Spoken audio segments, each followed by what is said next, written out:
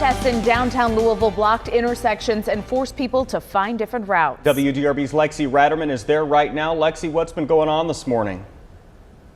Well, Kate, Chris, all around Jefferson Square Park where we're at right now, protesters blocked intersections and didn't let anyone through. I will tell you, though, the last car blocking intersections around here just moved seconds ago. I want to show you, though, protesters are mainly focusing here in Jefferson Square Park now, gathering, talking plans out for the rest of the day. But they did block those streets for about an hour and a half this morning. So I want to show you what it looked like this morning when that was happening.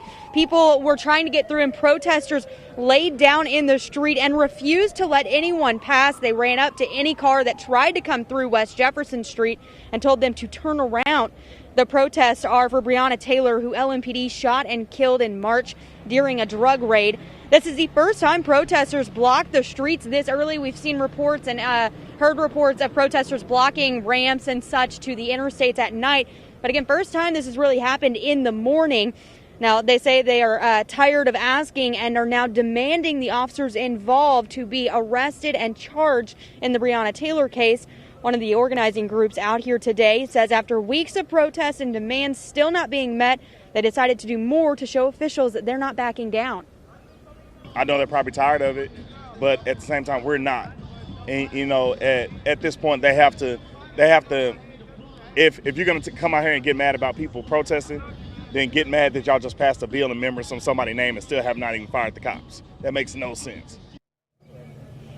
And of course, the bill he's talking about there is Breonna's Law, which now has banned all no-knock search warrants for LMPD. And speaking of LMPD, their presence this morning hasn't been much. We've seen a couple of cars circling around, but Acting Chief Robert Schroeder for LMPD just came out about an hour ago to speak with protesters. Protesters surrounded him, yelled at him, and he was just trying to speak with them this morning.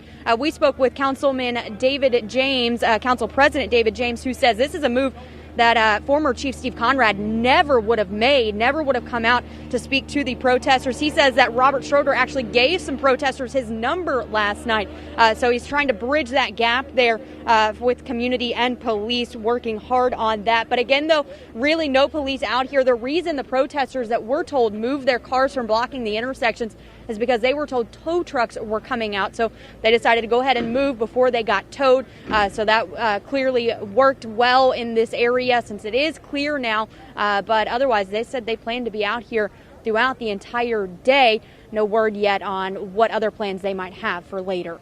Reporting live, Lexi Ratterman, WDRB News. Thank